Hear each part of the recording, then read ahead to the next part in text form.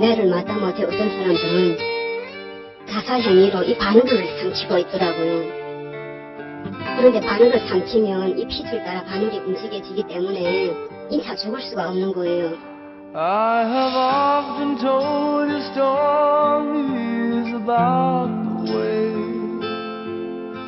I lived a life of a drifter, waiting for the day when I take your hand and sing songs, and maybe you would say, come lay with me and love me, and I would surely stay.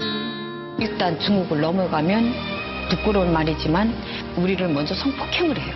저한테는 손은 못 대지만 100분의 80은 다 폭행을 당한다고 봐야 옳아요.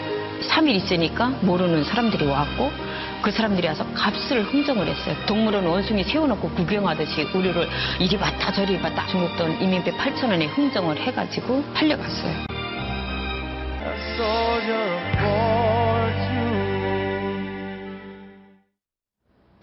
시청자 여러분 안녕하십니까. 쾌도남마 하종대입니다. 어제 국회를 찾은 두 여성이 떨리는 목소리로 내놓은 증언이 큰 충격을 주고 있습니다. 탈북 여성으로서의 사명감을 가지고 자리에 섰다는 두 여성은 북한 교화소의 인권 유린 실태를 낱낱이 폭로를 했습니다. 사실이라고 믿기 힘들 만큼 처참한 인권 유린 실태를 직접 들어보기 위해서 교화소 출신 탈북 여성 이은희 씨를 직접 스튜디오에 모셨습니다. 탈북자들의 인권 향상과 성공적인 정착을 돕고 있는 정옥임 남북 하나재단 이사장도 함께 자리해 주셨습니다. 안녕하십니까? 네, 감사합니다. 오늘 출연하신 탈북 여성 이은희 씨의 신변 보호를 위해서 부득이하게 출연자의 모습을 실루엣 처리한 점 시청자분들께 양해 부탁드립니다. 자, 이은희 씨 안녕하세요. 안녕하세요. 예. 자, 언제 한국으로 오셨죠? 저는 2013년 7월 압록강을 넘어서 2013년 9월에 한국에 입국하였습니다. 네. 자, 바로 한국에 2013년에 오시긴 했지만 압록강을 왔다 갔다 하는 그 전에 여러 번 하셨죠? 네. 예. 그 압록강을 왔다 갔다 하다가 그게 문제가 돼서 교화소에 가셨다고요? 네. 예. 그때 교화소에서 어떤 일들이 있었습니까? 제가 교화소에 갔을 적에는 3,000명이라는 죄수가 살고 있었는데 거기에 죄수가 3,000명이나 돼요? 네. 예. 유기생들하고 무기생들하고 3,000명이나 되거든요. 네. 평안남도 개천에 위치하고 있는 제1교화소인데요. 네. 그 죄수들 중에 하루 그 과제를 수행 못하면 예. 매를 맞다가 바늘을 삼켜서 자살하는 분들도 몇 분 보셨고요. 네. 지금 그러니까 지금 여기 보면은 판넬에 지금 나와 있는데 매를 맞다가 못해서 결국 너무 매를 맞으니까 힘들어가지고 그냥 바늘을 삼켜서 자살을 했다. 이런 얘기죠. 네. 그런데 바늘을 삼키면 이게 자살이 됩니까? 숨졌습니까? 네, 바늘을 삼킨 그 분이 바늘을 삼키니까 바늘이 핏줄 따라 네. 왔다 갔다 하면서 사람을 영 고달프게 하더라고요. 예. 그러니까 그 담당 간수들이 병반이라는 데가 있는데 그 병반에 예. 이 분을 옮겨놔서 일주일 만에 그분이 사망하셨어요. 아, 일주일 만에 사망. 그런데 바늘을 삼켜도 안 죽는 분도 있었다면서요? 바늘을 삼키면 안 죽는 분들은 변을로 나가던가 이렇게 예. 되는데 그분은 바늘을 삼켰는데 일주일 만에 사망하셨어요. 네. 자, 이렇게 그 교화소에서 사망하는 사람들이 한 달에 얼마나 됩니까? 2명, 3명 정도 되거든요. 매월 2, 3명씩이 사망한다? 네. 자, 그러면 그때 바로바로 시체를 처리하는 건가요? 바로바로 시체를 처리하지는 않고요. 네. 그 30명이 대여만이 3,300 고압에다 투입해서 네. 시체를 없애더라고요. 아, 이게 바로바로 시체를 처리해 주는 게 아니고 시체조차도 그러면 그냥 밖에 들판에 그냥 놔뒀다가 아니, 한 30명이 되면 그때 한꺼번에 처리한다 이거죠? 네, 사체실에다 넣었다가 30명이 맞춰줘야 그 시체를 꺼내가지고 예. 가까운데 있는 3,300 고압이라는 집이 있는데 예. 거기에다가 그 떡을 시루에다 넣고 찢는 것처럼 그렇게 사람을 펴놓고 3,300 고압을 투입하거든요. 예. 아, 그러니까 이 들판에 놓는 건 아니고 사채실이 따로 있는 거군요. 네, 사치실은 따로 있죠. 예. 자, 하루에 얼마씩 일하길래 뜨개를 하루에 7벌, 뜨개질로 7벌을 만들 수 있다. 이거 진짜 하루에 만들 수 있습니까, 이게? 당연히 못하죠. 대략 그러면 하루에 몇 개 정도 만들 수 있습니까? 하루에 보통 솜씨 있는 분들이 5개 정도, 그 이상에 하는 분들은 별로 없고, 그 예. 이상을 5개라도 못하면 그날 하루는 매를 맞아야 되거든요. 그럼 거의 모든 교화소에 있는 거의 모든 그 수용자들이 하루 매일 매를 맞는다는 얘기네요? 매를 맞죠. 과제를 수행 못하면 어허. 매를 맞아야 하거든요. 하루에 가장 많이 맞는 사람 얼마나 맞습니까? 그 매일 생활총화를 하는데 예. 그 교화소 안에서 오후 5시가 되면 그 작업 실적이 네. 담당 간수 책상에 올라가 있거든요. 예. 그 실적을 따라서 제일 적게 한 분부터 내다 세워놓고 저희 다 보는 데서 때리거든요. 어떻게 때립니까? 때릴 때는? 그래서 손으로 그 간수가 손에다 뭘 쥐면 그것도 인권유린에 걸리니까 예. 손으로 막 기시함을 때리고 네. 그다음에 혹시 그 맞는 분이 어떤 때는 좀 억울한 부분이 있지 않아요. 예. 그러면 쳐다보면 쳐다본다고 또 때리고 때리고. 그러거든요. 예. 자, 살을 보면은 죄수복을 만들 여력이 없어서 죄수복을 안 주고 죄수들끼리 옷을 바꾸어 입혔다. 죄수들끼리 옷을 바꿔 입으면 누군가가 옷을 갖다 줘야 돼. 이 누가 갖다 준 옷을 바꿔 입히는 겁니까? 아니 저희가 갔을 때는 2년 전까지는 예. 그 교화소에서 죄수복이 그것도 매 사람한테 다 차려지지 않고 몇십 벌씩은 나왔다는 거예요. 그 네. 몇천 명 중에서. 그런데 그게 어느 정도로 다 보장되지 못하고 하니까 예. 그 죄수들이 자기가 입고 간 옷을 한쪽 아하. 팔을 뜯어서 이쪽 사람 팔에다 맞추고 그쪽 사람 팔을 뜯어서 또 내가 바꿔 입는 식으로 이렇게 팔 다리를 다 바꾸거든요. 예. 그런데 원래 입었던 옷을 그대로 놔두면 되지 왜 이거를 서로 바꿔 입히는 거예요? 그래서 제가 우문스러워서 그 물어본 적이 있었어요, 한 번은. 네. 그러니까 그 교화 생활을 오래 하신 분이 말씀해 주시는 게 그 2002년도인가 그 개천 교화소에서 한 명이 예. 도주를 했다는 거예요, 여자분이. 예. 그리고 그 여자분이 도주를 했는데 두 늙은 그 노인네가 사는 집에 들어가서 너무 배고파가지고 네. 그 집에 밥을 훔쳐 먹다가 들켰다는 거예요. 예. 그러다 자기 얼굴이 폭로되자 그분들을 칼로 찌르고 예. 도망쳤다는 거예요. 그걸 추적하려 하다가 이 도주자가 사람들 많은 속에 들어가니까 찾아내지 못했다는 거예요. 예. 그래가지고 몇 심리 밖에서라도 저기 죄수구나 하는 걸 표시하기 위해서 아하. 까치옷을 입혔다는 거예요. 그렇군요. 아, 그걸 까치옷이라고 말하는 거예요? 네, 알락달락 그 까치옷이라 하거든요, 북한에서는. 예. 지금 화면에 보니까 그 수감을 한 그 사람들을 강목으로 머리를 때리고 군화발로 차는 이런 모습들이 있는데 그 감시인들은 원래 군복을 이렇게 입고 다니는 건가요? 저렇게? 네, 군복을 입죠. 그래 군화를 신고 군화발로 차고 이렇게 하는 거예요? 네, 그래요. 예. 자, 지난해 그러면은 이제 그 압록강을 건너서 이렇게 중국을 거쳐서 어디 거쳐가지고 한국으로 오게 됐죠? 중국 연영성 심양시를 걸쳐서 네. 라오스, 태국을 걸쳐서 한국에까지 입구가 있어요. 아, 중국만 거친 게 아니고 라오스, 태국까지 거쳐서 동남아를 거쳐서 멀리 이렇게 왔다 이거죠? 네. 예. 그 사이에서 같이 탈북했던 여성이 성폭행을 당하는 장면도 직접 보셨다고요? 네. 왜 누가 성폭행을 했습니까? 그 중국 브로커 조선족 분인데 네. 한 50대 가량 되고 예. 그 성폭행을 당한 분은 탈북자 여성인데 37세가 되거든요. 네.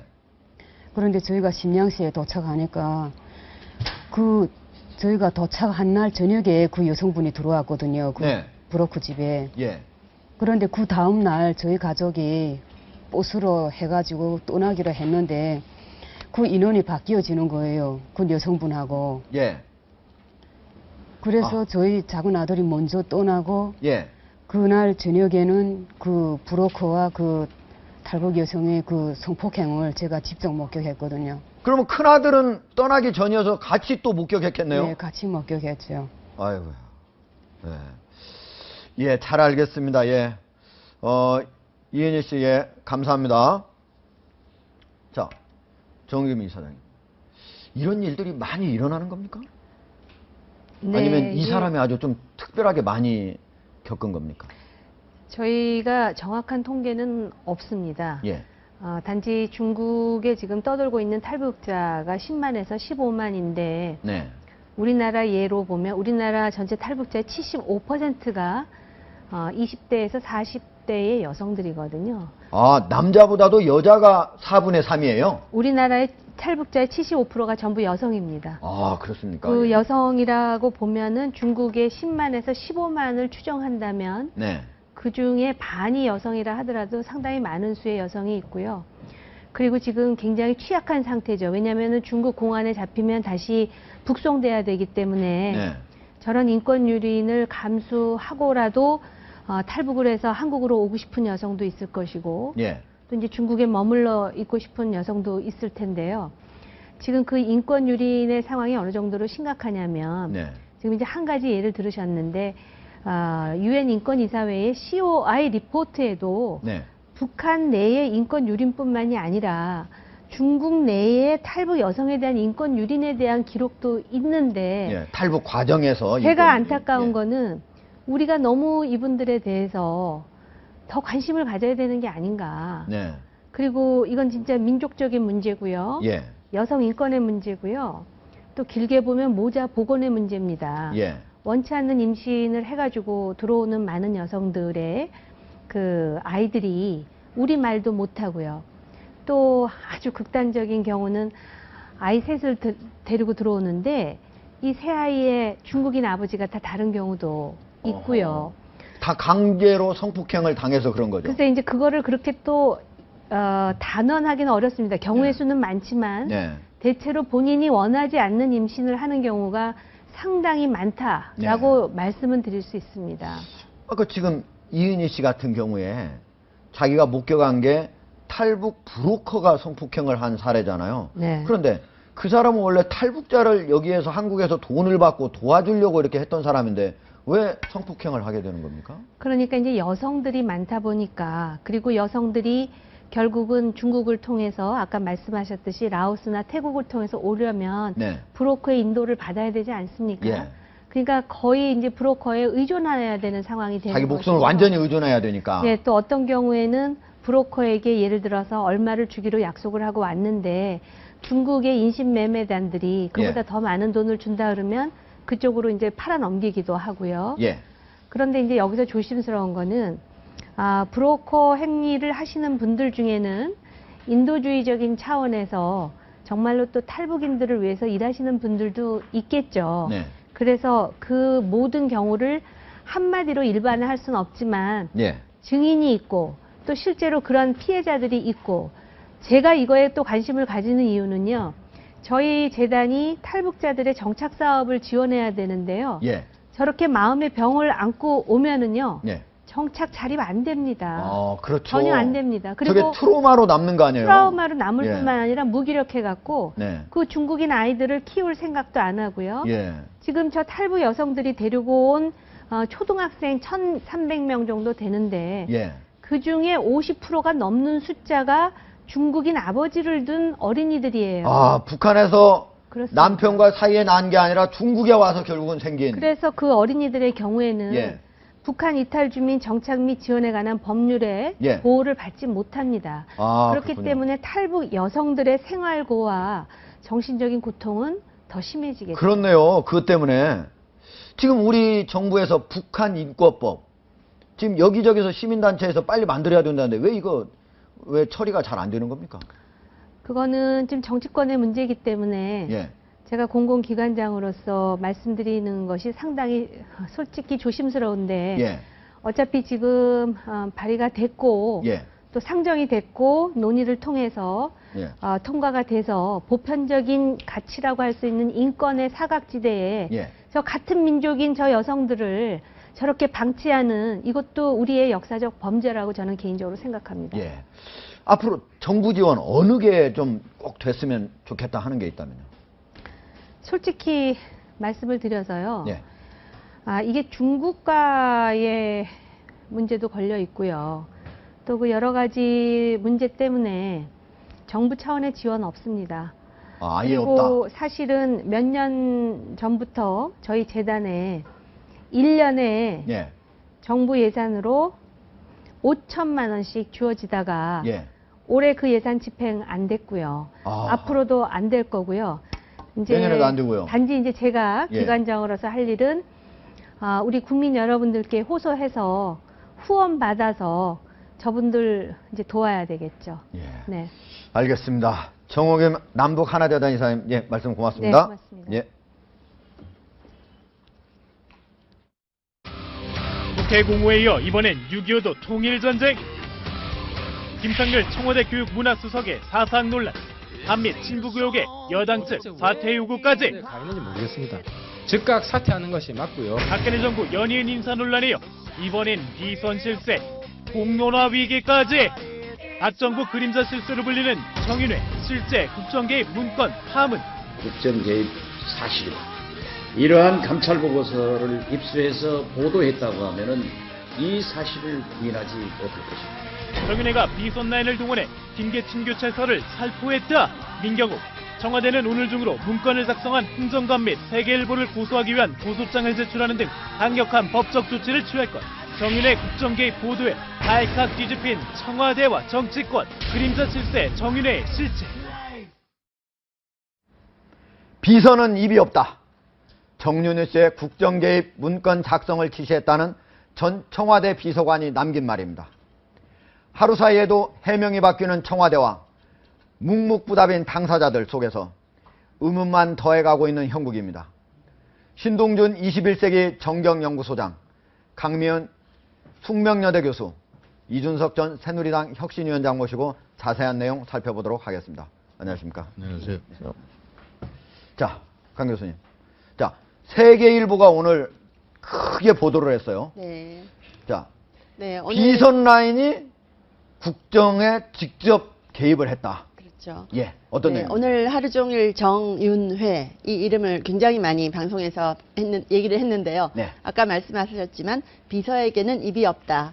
이 말이 유행어가 될 것 같습니다. 아하. 예전에 공무원에게는 영혼이 없다. 예. 이 말이 유행처럼 번졌었는데요. 예. 이 사건이 숨은 실세로 알려진 정윤회 씨가 사실은 이제 비선에 개입해서 인사에까지 개입하고 있었다. 이것을 세계일보가 오늘 보도를 한 것이죠. 예. 그래서 뭐 청와대에서는 법적으로 고소를 하겠다까지 이렇게 반응을 했는데 아마 이 사건이 일파만파로 굉장히 커질 것 같습니다. 예. 왜냐하면 소문으로만 돌던 내용이 신문에 기사로 나왔다는 것은 굉장히 다른 의미를 가지지 않습니까? 예. 그래서 기자가 기사를 쓸 때 과연 어느 정도의 이런 대응까지 예상을 하고 기사를 썼을 것이라고 생각을 하는데 예. 그런 점에서 이제 앞으로 다른 언론들이 어떻게 나올 것인가 이런 것도 주목할 만한 부분이죠. 자, 우리 제작팀 아까 방금 나온 그 문서를 좀 다시 한번 보여주시겠습니까? 자, 이준석 예. 위원장님. 예. 저기 지금 문서 저거 비서실장 교체설 등 관련 VIP 나와 있는 저 내용, 예, 예. 저 형식, 예. 청와대의 보고 문건 형식 맞습니까? 저걸 제가 어떻게 알겠습니까? 하지만은 저도 이제 그 당에 이제 위치해 있을 때 보면은 항상 예. 그 보고서라든지 아니면 동향 보고 같은 것들은 많이 올라옵니다. 그걸 예. 당내 사무처에서 만들기도 하고 여러 소스로 만들기를 하는데 실제 그 문건의 신뢰도로 놓고 보면은 실제로 받아들이는 사람들이 아주 신뢰도 있게 받아들이지는 않습니다. 그렇기 때문에 저런 내용 가끔 보면은 가끔보다 저에 대한 보고도 올라오는데 틀린 내용이 있어요. 제가 봐도. 예. 청와대에서 작성한 문건 중에 아니요, 청와대 말고 당에서 제가 어디가 당에서? 정정보고 이런 것들 예. 하면은 예. 그런 것들이 있는데 그런 내용들 보면 저에 대한 틀린 내용들이 있어요. 네. 그렇기 때문에 그런 거 신뢰도는 좀 접어놓고 보는 것이 사실이긴 한데 예. 그래도 한 가지 중요한 건 공직기관 비서관실에서 저 내용을 우선 동향보고를 했다는 것 자체가 어느 정도 네. 정윤원 씨에 대한 어떤 여론이라든지 아니면 또 그분에 대해 집중된 이목이라든지 인지하고 거기에서 관리를 시도하려고 했다는 정황을 충분히 인지 가능합니다. 예. 당 보고 문건과 청와대 공직기강 비서관실이 작성했다는 문건은 신뢰도가 큰 차이가 또 있겠죠. 신뢰도가 큰 차이가 있죠. 하지만 그죠? 저 동양보고라는 동양이라는 단어 때문에 동양보고가 어떤 그 확실한 사실을 바탕으로 작성한 문건은 아니라고 이제 파악하는 경우가 많기 때문에 예. 청와대 측의 해명은 우선 저것은 소위 말하는 정보지를 바탕으로 작성된 것이기 때문에 예. 신뢰도가 낮다 그런 쪽으로 이제 해명을 하고 있는데 사실 좀 더 두고 봐야 될 것 같습니다. 세계일보가 어떤 경로로 입수했는지 또 저것에 대한 어떤 신뢰도를 부여할 수 있을지는 좀 지켜봐야 될 것 같습니다. 된다. 예. 자, 그동안에 만만회 또는 만만상회 여러 가지가 나왔는데 오늘 나온 단어는 십상시였습니다. 우리가 그걸 한번 정리를 해봤는데요. 자, 십상시 전체적으로 10명의 구성원으로 되어 있죠. 거기에 가장 정점에는 정윤회 씨가 있습니다. 형성 시기는 전체적으로 보면은 1997년 박근혜 대통령이 정계에 투입되면서 시작이 됐다고 그러고요. 2007년 그러니까 이명박 대통령과 똑같이 대통령 후보로서 서로 나왔을 때 그때부터 본격적으로 구성이 됐다. 그래서 십상시 10명이 모두 완성된 거는 2011년이라고 그럽니다. 지금 화면에 나오고 있는데요. 구성원 범위는 청와대 내부에 모두 포진이 되어 있고 구성원의 특징은 박근혜 대통령을 지근거리에서 오랫동안 모셨던 사람들이다 하는 거고 그동안 세계일보 보도에 따르면 회합 정도는 지난해 10월부터 매달 2차례 정도씩 강남에 있는 중국집 또는 일식집에서 만났다. 그리고 그동안 해온 일들은 대통령의 국정과제가 떨어지면은 대부분 청와대에 가 있는 비서관 또는 행정관들은 대통령하고 오랫동안 일을 안 해온 거기 때문에 어떤 내용일지 어떻게 처리해야 될지 잘 모르는데 이런 국정과제를 어떻게 잘 추진할지 이런 것들을 상호 조율하고 또 추진을 해왔다고 합니다. 그리고 하나는 더 인사에 개입을 했다고 하는 그런 의혹이 제기가 되고 있지만 이거는 아직 확인되지는 않고 있습니다. 자, 십상시 신동중 소장님, 십상시 이게 과거부터 있었던 2000년부터 있었던 말이라면서요. 어떤 내용입니까 이게? 아니 난 그거보다도 그 뭐 상시라는 말은 늘 옆에서 모신다 이런 거 아니에요? 아, 항상 모실 시. 그러니까 예. 일본의 사무라이라는 말이 저 시자를 쓰거든요. 옆에서 모시는 거야. 아, 그게 그 사무라이가 뜻이에요? 한자로 시자를 쓰는데 예. 저게 원래는요. 그 지금 이제 청와대 이제 비서진처럼 네. 황제 옆에서 거드는 사람이야. 네. 그 한서를 쓴 반고의 할아버지도 상시였어요. 예. 그래서 상시, 상시랑 산지, 상시, 뭐 중상시 여러 편이 있는데 예. 그게 이제 그 후한에 들어와서 안제 때, 예. 등태우 때 환관으로 바꾸기 시작한 거예요. 아하. 그래서 그 이후에는 이제 상시하면은 무슨 뭐 환관처럼 하는데 원래는 그 개념이 아니고. 그러면 상시는 그거 저기 제거 안 하고 있다가 환관될 때부터 남성의 그걸 그렇죠. 제거합니까? 아니 그러니까 그 상시라는 게 이제 환관이 채워진 거 환관은 제3의 성 아닙니까? 예. 남자도 아니고 여자도 아니고 뭐 그런 성을 이제 제3의 성인데 예. 그 상시를 갖다가 환관으로 했을 경우는 머리는 뭐 저 사대부만 못하더라도 예. 황제와 황후의 수족을 드는 거는 이거 아닙니까? 예. 그거 이제 등태우 때 그렇게 바꿔놨는데 예.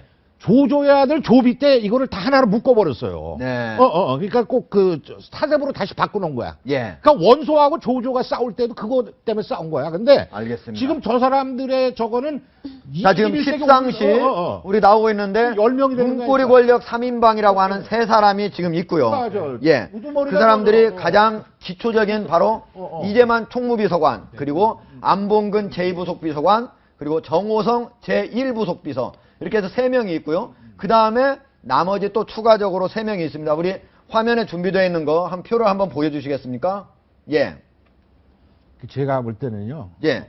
자, 지금 보면은 청와대 그 위에도 K모 행정관, 그리고 C모 비서관, 그리고 Y모 행정관이 있습니다. 그리고 외부 인사로는 4명이 있는데 J모 청와대 전 행정관, 그리고 L모 청와대 전 행정관, 그리고 J모 새누리당 중진의원 보좌관 현재입니다. 그리고 L모 현재 새누리당 의원 보좌관 이렇게 있습니다. 저희가 이름은 다 알고 있는데 이거를 지금 공개를 할 수 없기 때문에 이렇게 하고 있는데요. 여기에 보면은 홍보수석실이라든지 그리고 기획비서관실 그리고 여러 연설기록 비서관실이라든지 등등의 거의 청와대의 주요 부처에는 거의 다 포진이 되어 있다. 그러니까 청와대의 모든 일들을 한꺼번에 파악할 수 있는 사람들로 이렇게 구성이 됐다. 이렇게 볼 수 있는데 맞습니까? 그리고 실제로 박근혜 대통령과 지금까지 운명을 같이 해왔던 어떤 4명의 원래 비서진 출신, 이제 3명이지만은 4명의 비서진 출신이 주축이 되어 있기 때문에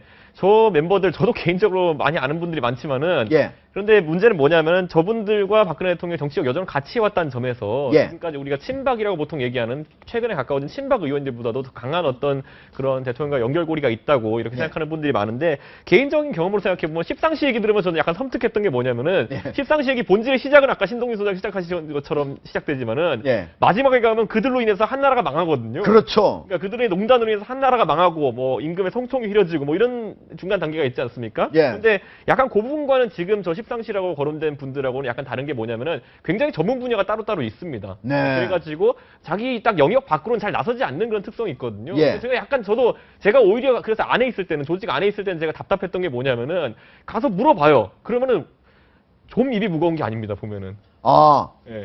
아니 물어봐도 안 알려주는군요. 보좌관님 이건 좀 알려주셔도 되는 거 아닌가 했더니만은 이거는 제 권한 바뀌기 때문에 뭐 알려드릴 수 없습니다. 그걸 뭐 대단한 일이라서가 아니라 자기 직분에 너무 충실한 거예요. 그래서 저도 예를 들어 제가 발탁됐을 때 제 개인적인 저에 대한 인사 검증이라든지 아니 저에 대한 프로필 받아오는 거라든지 이런 거 진행했던 분이 정호성 비서관이었거든요. 그 당시에. 근데 탁탁 맺고 끊어짐이 있기 때문에 오히려 그런 것 때문에 박근혜 대통령이 저분들 가까이에 두고 이제 하는 거거든요. 정치적 야심이나 이런 것과 약간 거리가 있고 오히려 약간 대통령에게 전문적인 어떤 그런 일들을 해주는 그런 역할이기 때문에 집사에 가깝다고 봐야죠. 그런데 집사에 가깝다. 최근에 이제 문제된 거 보면 인사에 대한 어떤 개입이 있다. 하다못해 저기 이재만 비서관은 아마 시청자분들이 이름도 친근할 텐데 왜냐하면 최근에 뭐 KT 인사 비리라든지 이런 거 있을 때 이재만 이름 되니까 취업이 되더라. 뭐 이게 약간 웃음거리로 이렇게 해야 되진 않았습니까? 근데 그건 또 반대로 저분들의 역할에 대해 가지고 또 민간에 있는 분들, 솔직히 말하면 뭐 대우건설에 무슨 뭐 부장 취업하는데 들어왔다고 해서 이재만 비서관한테 확인해 볼 수도 없는 노릇이잖아요. 그러니까 오히려 민간에 계신 분들이 저분들한테 오해가 있는 부분도 상당히 있습니다, 보면. 그래서 사실 인사청탁이나 이런 부분 같은 경우에는 아직까지 명확하게 각정도 드러나서 드러난 것들이 삭게 없거든요. 다른 사람들이 이름을 빌려서 장난치고 이런 거 있더라도. 우리 이 대표가 이렇게 직접적으로 저 문건이 청와대에서 유출이 되었다는 게 정말 심각한 문제인 것 같습니다. 뭐 언론사에서 어디 다른 데서 가지고 온 정보를 가지고 기사를 쓴 것이 아니고 청와대 문건을 보고 이 기사를 쓴 거 아닙니까? 청와대는 일단 저 문건은 청와대에서 유출된 게 아니라 그런 비슷한 문건은 있지만 저 문건은 아니다 이렇게 얘기를 하고 있습니다. 거기에 보면 공직기강 비서관실이라고 딱 찍혀 있지 않습니까? 날짜까지 찍혀 있고. 그래서 제가 이런 걸 보면서 권력의 암투가 아닌가 뭐 이런 추측 기사가 많이 나오는데 십상시라는 그런 용어까지 나오니까 이게 마치 무슨 구중궁궐에서 일어나는 사극을 보는 것 같아요. 옛날 사극을 보는 것 같고 특히 정윤회 씨 사진 늘 흑백 사진입니다. 우리가 칼라 사진 하나 보여줄 수 없는 그러니까 말하자면 사회적으로 수면 위로 별로 안 떠올랐던 사람이 우리 그 정치의 뒷면에서 이렇게 큰 소용돌이를 일으킬 수 있다는 사실이 우리 사회에 시사하는 바가 적지 않은 것 같고요. 뭐 정윤회 씨는 다 부정하고 있죠. 박근혜 의원이 예전 비서실장을 그만둔 후에는 7년 동안 그냥 야인으로 지냈다. 그렇죠. 그리고 이런 분들 나는 만난 적이 없다. 이렇게 얘기를 했었고 청와대에서도 그 소위 말하는 문고리 상민방이라고 하는 그 비서관들에 대해서 이런 일이 있었느냐 확인했더니 그런 적 없다라고 얘기했다는 것 아닙니까? 근데 뭐 그렇게 물어봤다고 그게 확인됐다고 할 수는 없는 것 같고요. 어떤 식으로 진행될지 봐야 되겠죠. 십상시로 의심받는 조직이 뭔지 대충 감이 잡히는 것 같아요. 그러니까 2007년도에 7년 전이 2007년이거든요. 그 당시에 대선 경선 이명박 대 박근혜 한창 있었을 때 그때 결성되었던 여러 사조직 중에 하나인데 저도 지금 이제 그것들이 계승되어서 온 뭐 G포럼이라든지 D포럼, S포럼 이런 곳들을 제가 몇 번 가봐서 느끼는 건데 거기서 이제 항상 얘기가 나와요. 보면은 뭐 정실장이란 분이 있다 뭐 이런 거 얘기를 들었거든요. 저도 보면은. 근데 그분은 그러면 요즘 안 나오세요 그러면은 그때 경선 이후로는 좀 뜸하시다 뭐 이런 얘기를 많이 해요 보면은. 그래서 실제로 이 문건 같은 그 경선이 2007년 경선 말입니다. 그렇죠. 그 이후로 사실 정 실장이라고 부르는 정윤회 씨가 사실 어떤 공식적인 직함은 많이 내려놨거든요, 보면. 그러다 보니까 저도 약간 궁금합니다. 오히려 그러면 지금까지 공식적인 직함을 내려놓고 뒤에서 진짜 어떤 인사에 개입하고 이랬던 것인지. 근데 그 포럼에서 이제 아주 자유로운 분위기에서 제가 한 1년 전쯤에 얘기 들었을 때는 사실 좀 거리를 두고 있다라는 해석이 많이 지배적이었거든요. 헷갈립니다, 저도 이제. 자, 신동정 소장님. 과연 지금 뭐 밖에 나가서는 우리 이 대표한테도 뭐 입을 쫙 다물고 뭐 얘기를 잘 안 한다. 그런데 매달 2달 만나가지고 입을 꽉 다물고 서로 그냥 얘기 안 하려고 만났을 리는 만무하잖아요. 그죠? 그 십상시의 난을 방불하고 있어 지금. 현재 행태가. 예. 그러니까 제가 기자 출신이니까 감각을 볼 때, 네. 뭐 하여간 대언론사든 뭐 일개 언론사든 청와대 살아있는 권력을 좀 정면으로 헤딩했잖아요. 예. 저거 팩트라는 확신이 없으면 불가능한 겁니다. 제가 볼 때는. 그러니까 예. 나름대로 저게 사실로 밝혀지면은 당당 기자는 그게 소스를 밝힐 필요가 없습니다. 언론 입장에서. 증권과 찌라시를 그냥 모아놓은 정도라고 청와대는 해명을 했지만 그런 정도 가지고 그렇죠. 비서관실에서 만들 수가 없다. 안 되죠. 객관적으로 볼 때는 혹시 저거는 이준석 대표 맞습니까? 어떻습니까? 사실 저 해명을 놓고 아무도 검증할 수 없는 해명을 하는 거죠. 솔직히 지금 뭐 저 식당에 가본 적이 없다라고 이제 얘기하는데 예. 식당에 갔는지 어떻게 확인합니까 지금? 그러니까 네. 당사자의 부인으로 이게 일단락되는 이런 모양새를 원하는 것 같은데 예. 제가 봤을 땐 좀 더 해명해야 될 부분이 있는 것이 아까도 교수님 말씀하셨지만은 사진 한 장으로 이제 우리는 정윤회 그 당시 비서실장의 모습을 봐야 되는 거잖아요. 예. 그 이후에 나온 게 아무것도 없잖아요. 예. 그러다 보니까 의혹이 계속 커지고 있는 것도 사실인 것 같습니다. 아니 이게 해명 차원이 아니라요. 저는 이건 국기 물을 행동으로 봅니다. 어허.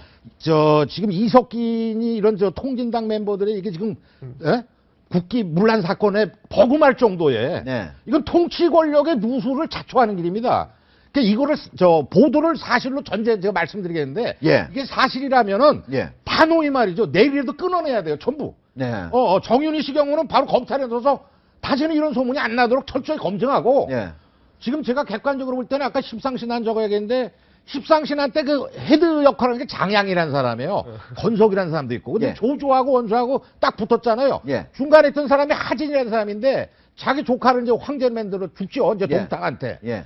지금 하진의 역할을 제가 볼 때는 내부 파워게임으로 본다면은 김기춘 실장 같아요. 그렇네요. 예. 예. 그러니까 두 사람이 그러니까 십상시라고 쳤잖아요. 지금 예. 문건이 지금 실장한테 보고가 올라간지는 모르지만은 지금 내부의 파워 스트라글 모양으로 나와 있는 데다가 이곳의 문건이 뭐 사찰이냐 감찰이냐 동향이냐 이게 중요한 게 아니고 예. 저 내용을 보세요. 저 아주 기겁을 했는데 이 사람들이 실장을 요번 달 말이면 쫓아낸다. 예. 만드는 거 아닙니까? 이게 그렇죠. 사실이라면 예. 10명이 모여서 일부러 만든 거죠. 그러니까 아까 강 교수님 얘기했듯이 청와대에 부중궁궐에 이게 나오면은 그 순간은요 이건 사형죄예요. 말이 안 되는 짓거리가 지금 빚어지고 있다니까요. 저는 그러니까 지금 이번 정권 들어가 저도 굉장히 좀 불만인 게 뭐냐면 청와대나 아니면 정부의 위기 대응 능력이라는 것이 이런 어떤 이런 얘기가 돌았을 때 과연 조기에 어떤 개방된 형태로 정보를 흘려가지고 이걸 해결하면 되거든요. 과거에 좀 기억나는 게 뭐냐면 지금 우리 청와대 비서실장이 김기춘 실장이시고 그다음에 정부의 수장이 정호원 총리 아니겠습니까? 그런데 과거에 5공화국 때 5공화국이 물론 뭐 독재 정권이고 하지만은 그 당시 이철희 장영자 이제 사건 터졌을 때 엄사기 터졌을 때 그 당시 하도 국민적 의혹이 많고 기자들이 막 물어보니까 그때 전두환 정권에서 박철원 장관 주도로 박철원 그 당시 그 비서관 주도로 했던 게 뭐냐면은 기자들 다 불러가지고 TV사 3사 다 중계하면서 3시간 동안 이 검사들한테 뭐든지 물어봐라 했던 거예요. 예, 그때 그걸 했을 때 앉아있던 검사가 누구였냐면 정홍원 검사였고 그 당시에. 예, 지금 국무총리 하시는. 그렇죠. 그 다음에 그 당시에 검찰국장이 누구였냐면 김기춘 실장이잖아요. 그러니까 이분들이 안다는 거죠. 이런 의혹 사건이 터졌을 때 국민들이 뭔가 조금 더 알고 싶다라는 의혹을 가졌을 때 개방이 답이다. 그렇게 해서 위기를 넘어가야 된다는 걸 아시는 분들이고 거기 선봉에 섰던 분들인데 이번 정권 들어선 방법이 정반대죠. 이번 사건도 마찬가지 아닙니까? 청와대에서 이런 위기가 닥쳤을 때 위기 관리를 어떻게 하는가가 사실은 위기 자체보다 더 중요한 거거든요. 근데 청와대에서 처음에 해명을 할 때 이거는 감찰 보고서가 아니고 그냥 찌라시 같은 거다 이렇게 얘기를 했는데 공직기관 비서관실이라고 찍힌 문서를 보면서 이게 찌라시 수준이라고 얘기를 하면 사실 스스로를 폄하하는 거죠. 청와대 내의 지금 그런 정리해 보면 활동들을 비하하는 게 처음에는 겁니다. 감찰 자체가 없었다라고 얘기했다가 오늘 다시 나오니까 처음에는 찌라시 모은 수준의 행정관이 작성한 유사한 동향 수준의 문서가 있었지만은 유사한 보고서는 있었지만 뭐 이 보고서와는 다르다. 그러면 유사한 보고서가 뭔지를 이렇게 밝히면 오히려 해결이 될 것 같은데 또 그렇지 않고 또 언론에 대해서 고소를 하겠다라고 나오는 것은 어떻게 보면 이제 좀 겁주기 아니겠습니까? 다른 언론에서도 점점 더 많은 보도가 나올 수가 있으니까 못 쓰게 하려는 것 같은데 법적으로 한다 그게 말이 됩니까? 이것은 법적으로 고소한다고 해결될 문제가 전혀 아닙니다. 오히려 명명백계 밝혀야 일련의 과정 자체가 진짜 제 생각엔 정치적 상상력이 좀 부족한 것 같고 모든 게 법률적 상상력 하에서 되는 것 같은 게 갔는지 확인해봐라. 어떻게 확인합니까? 1년 전에 갔는 걸 CCTV도 없을 텐데 어떻게 확인합니까? 확인 못하는 걸. 그러니까 이건 변호사가 누군가 형사 사건의 피고를 지키는 방법이지 이건 절대 정치적으로 어떤 사람이 이게 해명하는 방법이 아닙니다. 보면은 의혹을 국민들한테 잘 해명하기 위한 방법이 아니고 마치 검사가 피고인 또는 피고발인을 조사할 때 쓰는 방법으로 이렇게 하면 아무리 가도 끝나는 게 개운하지 않고 그렇죠. 유죄임을 입증할 수 없다 정도까지 나옵니다. 이거 증폭되고요. 지금 청와대 이거를 담당한 김기춘 실장을 포함해서 말이죠. 이 일에 인계지대에 있는 이 참모들이 난 머리가 좀 있는 사람인지 걱정스러워요. 사안의 심각성을 모르고 있습니다. 지금 청와대 1급 비밀이 리크됐을 경우 더한 정보도 북으로 넘어갈 수도 있는 거 아닙니까? 이게 나와서는 안 되는 정보가 나왔어요. 그러니까 언론의 책임을 물으면 안 됩니다. 알겠습니다. 언론은 스쿠프하려니까는 다양한 소스한테 받는 거거든요. 밝힐 필요도 없고. 그리고 청와대가 산케이 신문에 대해서 법적 대응을 하는 걸 봤기 때문에 세계일보 기자가 어느 정도 자신을 보호할 수 있는 정보를 가지지 않고 이런 기사를 절대 쓸 수가 쓰기가 없습니다. 어려웠을 거다. 네, 알겠습니다. 자, 이준석 대표. 이번 이 사건이 정윤회 씨하고 그 다음에 박지만 씨하고 김기춘 대통령 비서실장 사이에 어떤 권력 투쟁에서 나온 것이다. 이런 얘기도 있어요. 어떻게 보세요? 최근에 그러니까 이제 박지만 회장 같은 경우에도 뭐 미행이니 이렇게 하면서 서로 이제 정윤회 그 비서실장과 이제 같이 다툼이 있었는데 제가 봤을 때는 만만회란 조어를 이제 야당 측에서 공격을 하지 않았습니까? 하면서 만회 상환이니 이렇게 하면서 어떤 권력 핵심부에 어떤 비선 세력이 있다는 것을 야당이 끊임없이 주장해왔는데 이번에 어쨌든 세계일보 문건에 따르면은 그것의 실체에 대해 가지고 청와대가 있든 없든 하여튼간 사람들이 그렇게 얘기한다는 걸 인지하고 있다는 것이 드러났기 때문에 이거는 제 생각엔 야당이 아주 좋은 공격 포인트가 된 것이고 특히 이 건을 처음에 이제 물고 얘기했던 이제 박지원 의원 같은 경우에는 지금 고소도 당한 상황이에요. 지금 보면은 지금 고소도 당한 상황인데 그렇죠. 지금 서울중앙지검에 있잖아요. 그러니까 이런 조어했다고 지금 명예훼손을 고소된 상황인데 이 상황에서 박지원은 신났죠. 지금 보면은 봐라 이거 진짜 아니냐 이렇게 나올 수 있는 거죠. 지금 그런데 자 그러면은 사실은 이 보고를 받았다고 하는 분은 최종적으로는 결국 김기춘 대통령 비서실장이요. 그런데 왜 아무 얘기도 없을까요? 그러니까 그 신문 보도 난 거 보니까 화살표가 가다 끊어져 있더라고요. 확인이 안 되니까. 그 밑에 사정수석한테까지만 딱 갔는데 중요한 거는요. 그 지금 십상시라고 치고서 이게 이제 사정팀에서 했다는 거는 파워 게임으로 본다면은 김기춘 실장하고 십상시가 정면 충돌한 거예요. 제가 볼 때는. 그러니까 지금 박근혜 대통령께서 뭐 다 이제 내 수족이다 해가지고 부리고 있는데 제가 볼 때는요. 지금 이제 저거를 이제 사실이라고 하고서 전제로 말씀드리는데 이거 빨리 저거 수습해가지고 잘라낼 거 잘라내야 됩니다. 이거 청와대 놔둔 채로 이거 일이 이거 간단히 안 끝나게 돼 있어. 제가 볼 때는 사안이 심각해서. 지금 우리 사회에 해결해야 될 문제가 얼마나 많습니까? 그런데 이 정윤회 이 이름을 가지고 이렇게 오랫동안 우리가 크게 얘기를 해야 된다는 사실 자체가 참 어떻게 보면 개탄스러운 일인데요. 요즘은 전 이런 생각이 들어요. 뭐 여기도 종편이지만 종편이 나온 이후에 어떤 사건이 하나가 터지지 않습니까? 그럼 예전에는 지상파 방송 뉴스에서는 뭐 길어야 1분 30초짜리 한 꼭지 이렇게 다뤄지던 뉴스가 이제는 종편에서 하루 종일 재생산이 됩니다. 확대 재생산되기 때문에 아무리 작은 사건이라도 더 커질 수 있는데 이 정도로 파급력을 가질 수 있는 사건이라면 더 말할 것 없이 더 커질 수 있는 것이죠. 그래서 청와대가 이것을 뭐 고소를 해서 대응을 하겠다라고 해서 불이 꺼질 것 같지는 전혀 않고요. 오히려 그냥 이렇게 공개를 하면서 이렇기 때문에 이렇게 되었다라고 해명하는 것이 훨씬 더 나은데 이 해명이라는 것이 자칫 잘못하면 2차 스캔들로 번질 수가 있어요. 알겠습니다. 해명을 하면서 잘못하거나 변명하거나 뭐 약간 거짓말이 섞이거나 이러면 더 큰 문제가 되는 거죠. 자, 이 대표.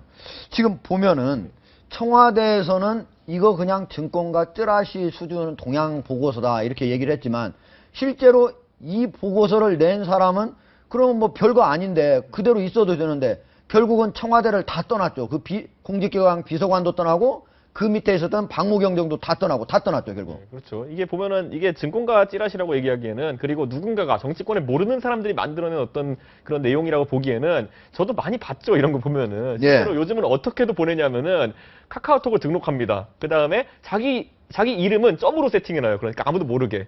자기 이름 점으로 한 다음에 저를 등록한 다음에 정보를 막 보내줍니다. 그런데 그런 것들이 나중에 보면 어느 누군가에게는 굉장히 신뢰도 있는 정보를 이렇게 가기도 하고 이렇게 하는데 그런 게 있군요. 애초에 서로를 음해하기 위해서 이런 정보를 많이 쏘고 이렇게 하고 있다는 것 자체가 아까 신 소장님 말씀하신 것처럼 어떤 권력 암투로 비춰질 수 있는 여지도 있기 때문에 공직기관 비서관실에서 정윤회 씨에 대한 감찰을 할 것이 아니라 제 생각에는 내부에서 어떤 이런 서로 이런 공격이나 이런 것이 오가고 있는 것이 아닌지에 대해 가지고 서로 음해하는 것이 있는지 아닌지에 가지고 한번 김기춘 실장께서 그래서 한번 의지를 가지고 한번 청와대 내의 어떤 공직기관을 살펴보는 것도 좋을 것 같습니다. 확인해가지고요. 예.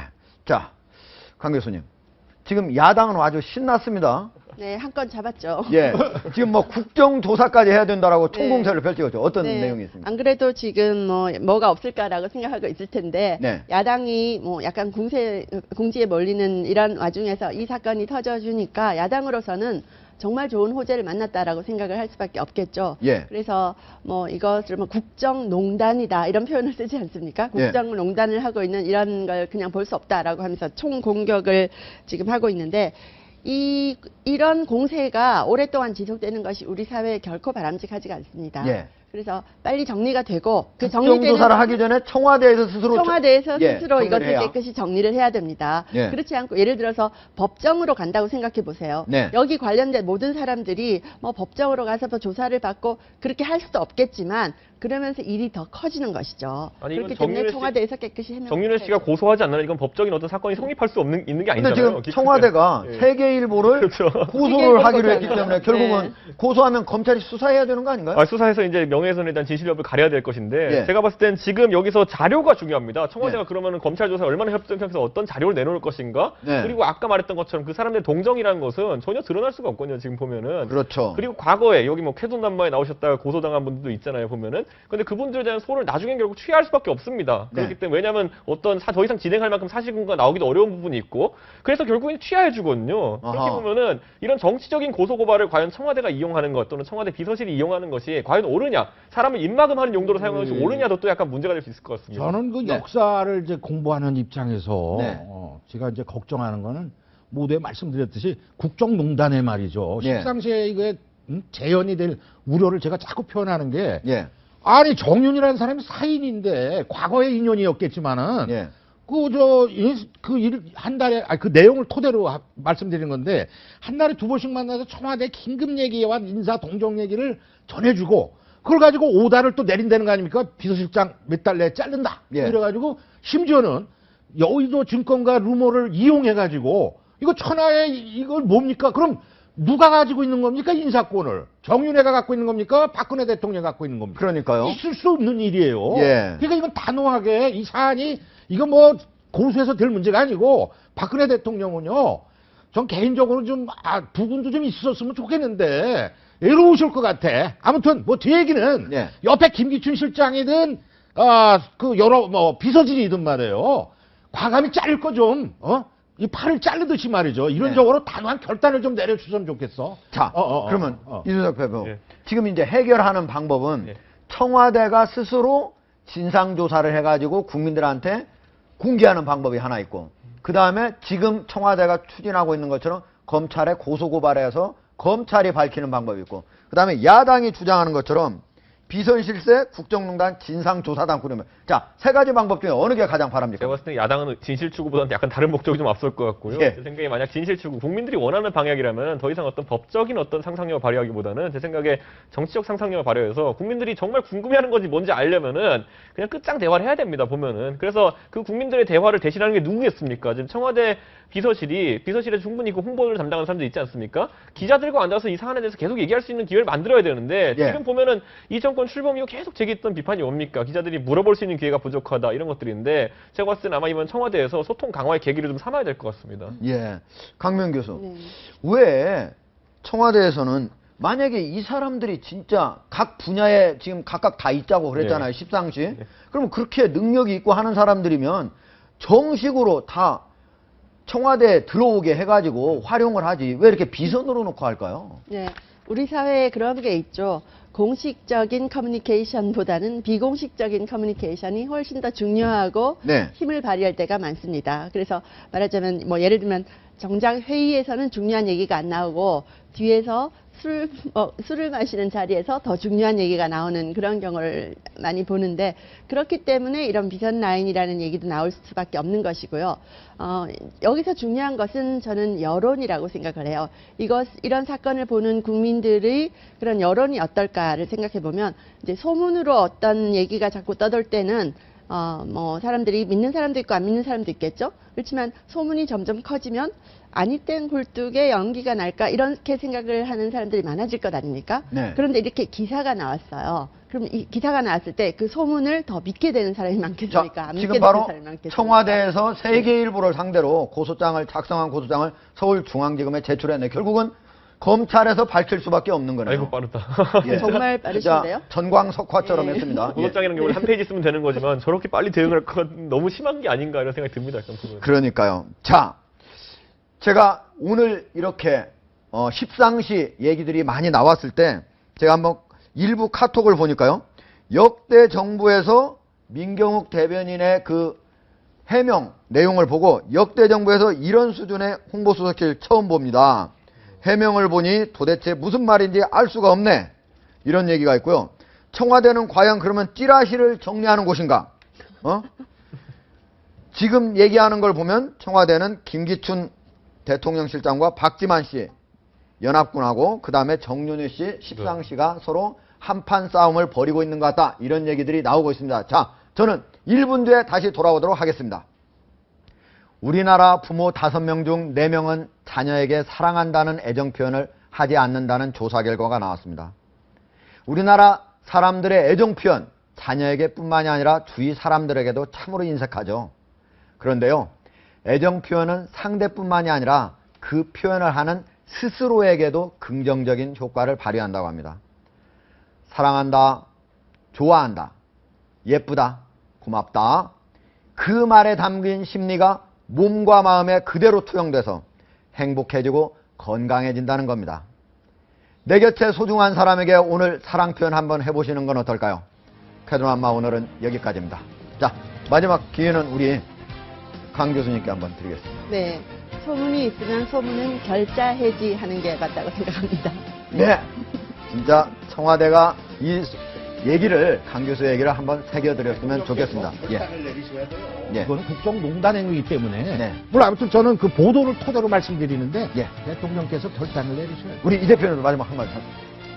아유, 다 알고 있는 얘기들인데 사실 계속 반복되니까 힘듭니다. 보니까 빨리 여기서 한번 아까 신 소장님 말씀하신 것처럼 내글 끊어요.